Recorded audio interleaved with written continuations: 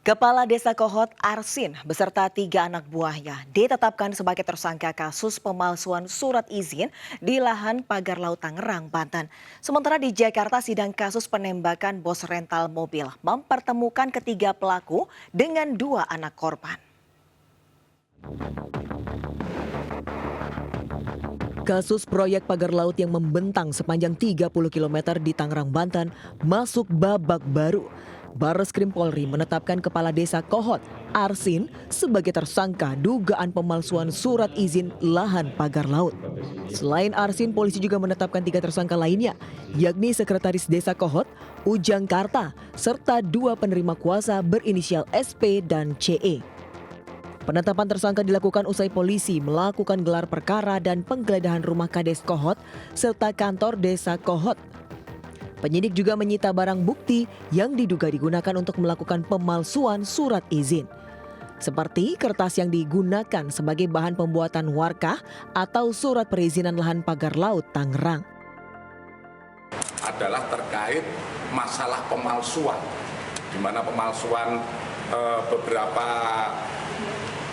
surat dokumen untuk permohonan atas hak atas tanah, di mana kita menetapkan Saudara A selaku Kades Kohot, Saudara UK selaku Sekdes Kohot, Saudara SP selaku penerima kuasa, dan Saudara CE selaku penerima kuasa telah kita sepakat kita tetapkan sebagai tersangka. Sebelumnya, Arsin, Kepala Desa Kohot, diduga menjadi dalang pemasangan pagar bambu misterius di Laut Pesisir Kabupaten Tangerang, Banten.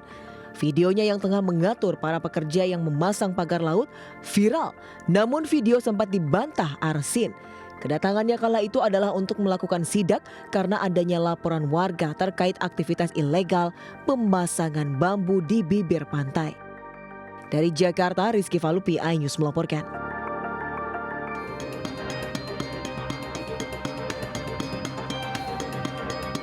2 anak bos rental mobil, Agam Muhammad Narsudin dan Rizky Agam Syahputra, hadir dalam sidang sebagai saksi kasus penembakan yang menewaskan ayahnya, Ilyas Abdurrahman, di res area Jalan Tol Jakarta Merak.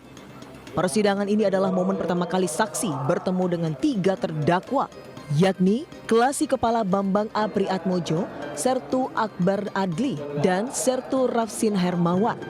Dalam persidangan, terdakwa menyampaikan permohonan maaf namun ditolak oleh anak Ilyas.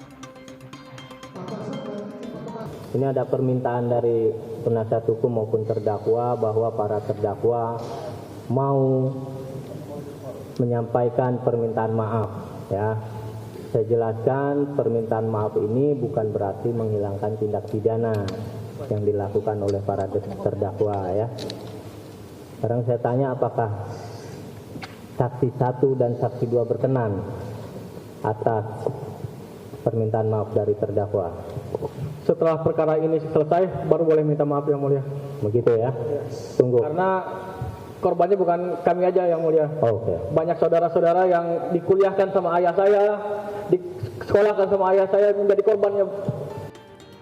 Persidangan kali ini juga menghadirkan 15 saksi yang merupakan rombongan korban Ilyas, pegawai rental, serta orang-orang yang menyaksikan peristiwa penembakan di lokasi kejadian.